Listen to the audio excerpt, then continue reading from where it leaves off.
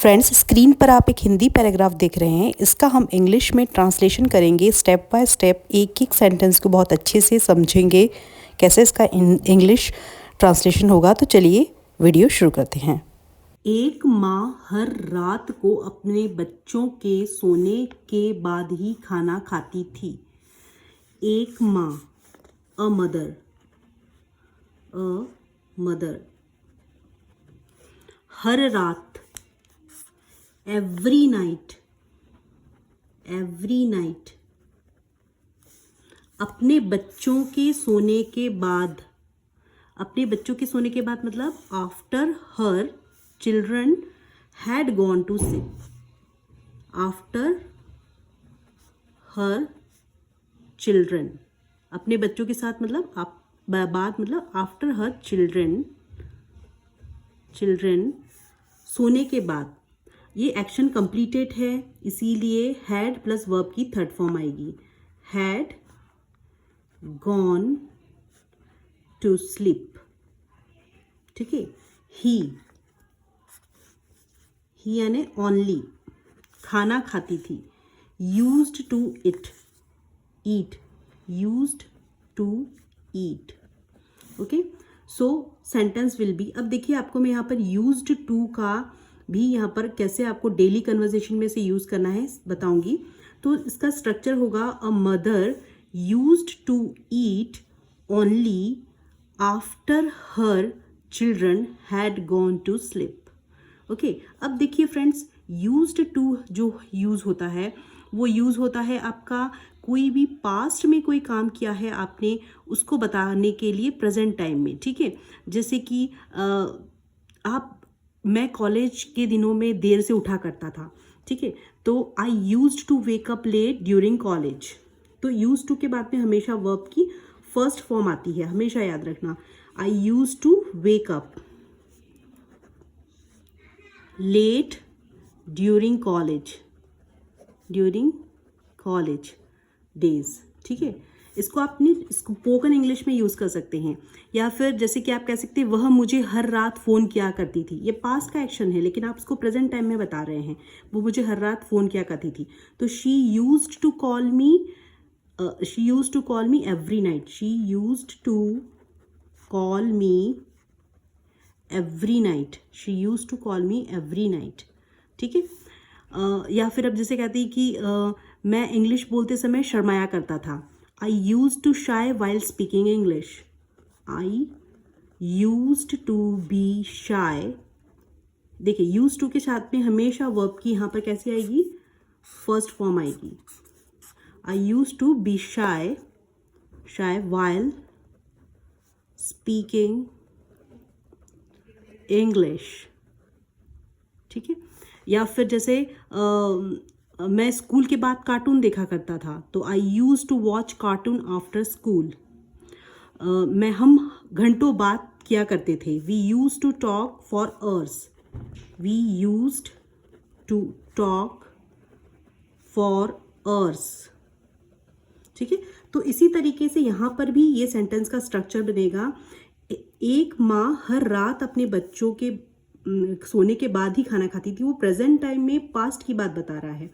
तो a mother, so whole translation will be a mother used to ईट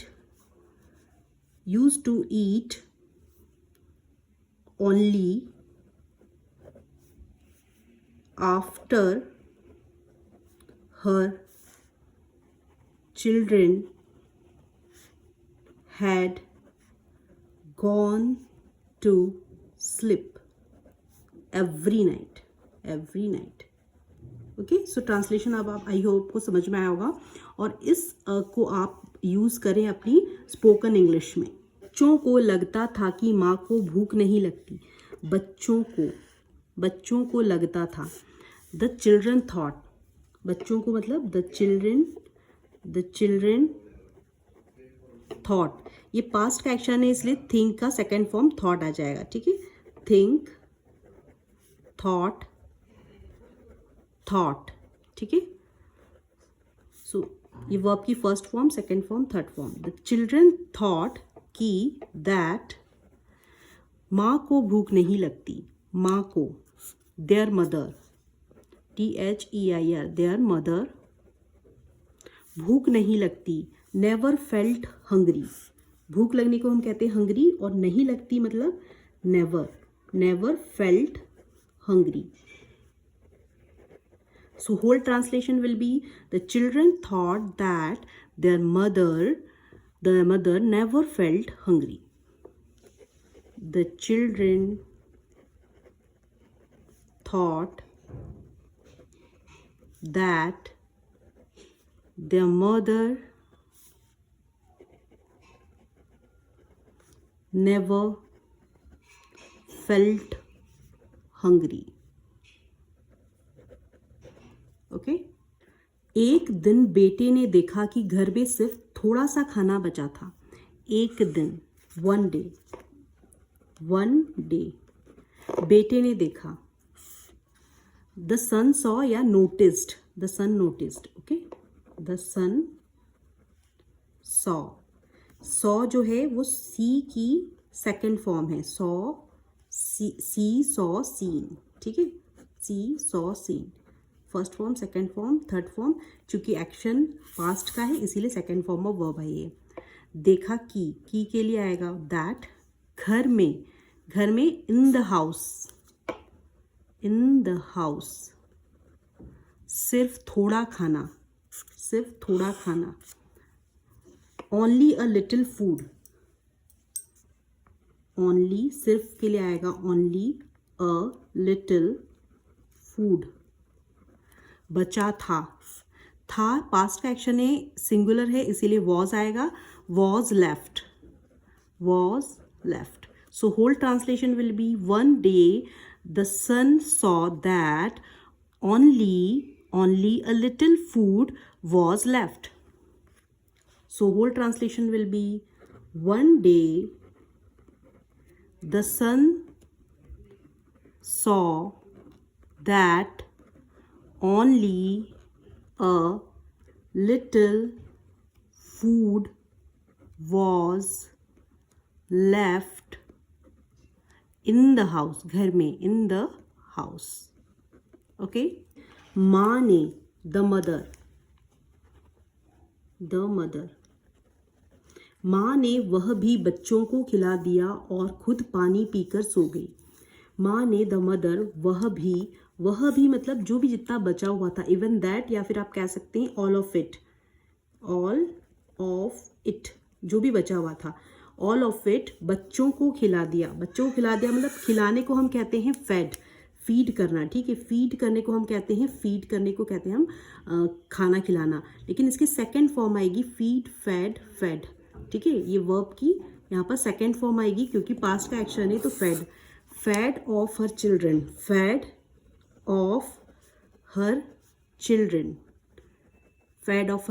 ठीक है, और एंड, खुद के लिए her self,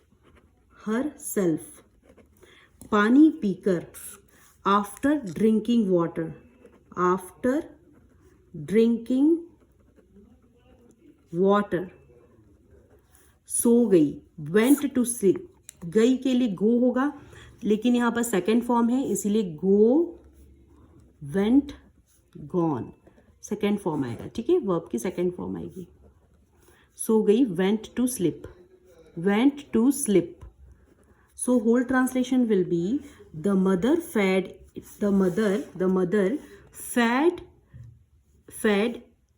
all of it, इस तरह से भी लिख सकते, the mother fed all of it to her children and went to sleep after drinking herself. Okay, so whole translation will be, the mother fed it, या fade all of it, किसको खिला दिया, टू हर चिल्ड्रेन, टू आया है, connect कर रहा है दो सेंटेंस को, to her children, and went to sleep after drinking water herself, after drinking water, उस दिन बेटे को समझ आया कि माँ का प्यार दुनिया की सबसे बड़ी दौलत है। उस दिन, दैट डे बेटे को समझ आया, मतलब समझ आना मतलब उसे रियलाइज़ हुआ, है ना। मैं अब पिछले वीडियोस में बता चुकी, किसी चीज़ का आपको अनुभव होना तो उसे हम रियलाइज़ कहते हैं। द सन रियलाइज्ड दैट माँ का प्यार को हम कहेंगे अ मदर्स लव दुनिया की सबसे बड़ी दौलत है। दौलत को हम कहते हैं ट्रेजर, ठीक है, ट्रेजर। सबसे बड़ी मतलब greatest treasure in the world. So दुनिया की सबसे बड़ी है के लिए आएगा is the greatest treasure in the world. Greatest मतलब सबसे बड़ी, greatest treasure TREASURE treasure in the world. So whole translation will be, that day the son realized that a mother's love is the greatest treasure in the world. So whole translation will be, that day the son realized that a mother's love is the greatest wealth। Okay, greatest wealth भी लिख सकते हैं, greatest treasure भी लिख सकते हैं। आप क्या लिख सकते हैं इसकी जगह? आप ट्रेजर, ठीक है, इन द वर्ल्ड।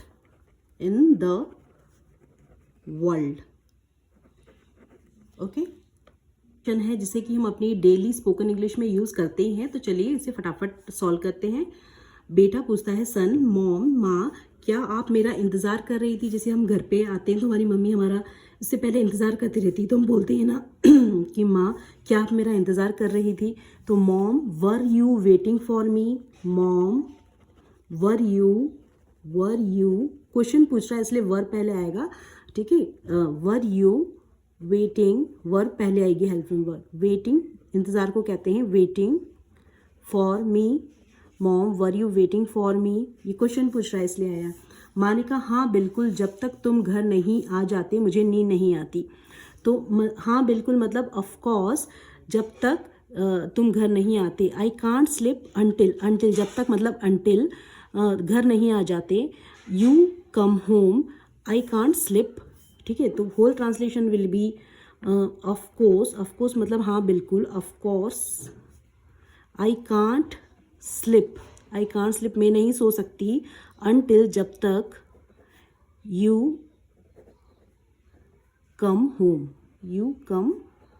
ठीक है।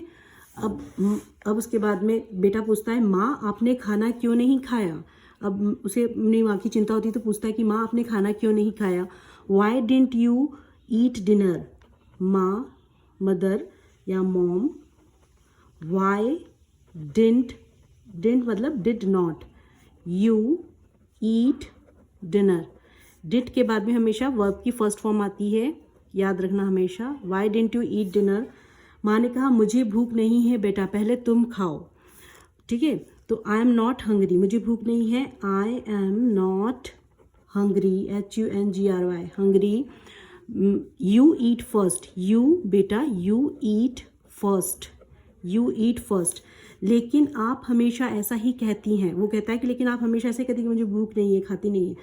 लेकिन मतलब but you always say that, you always say that.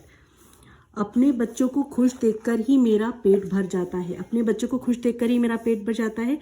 देखकर, seeing my children happy fills my stomach too, ठीक है। सीइंग माई चिल्ड्रन हैप्पी, देखकर, खुश देखकर। सीइंग माई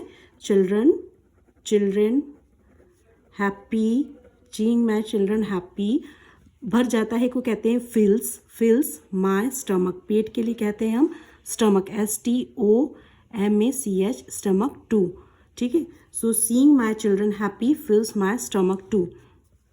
अब उसके बाद में नेक्स्ट है, आपको अपना भी ध्यान रखना चाहिए। अब बेटा कहता है कि आपको अपना भी ध्यान रखना चाहिए। यू शुड चाहिए के लिए शुड यूज़ होता है, मॉडल वर्ब शुड यूज़ होती है. So you should take care of yourself too. You should take care, ध्यान रखने को कहते हैं हम take care of yourself, अपना खुद का मतलब योर सेल्फ टू. ठीक है.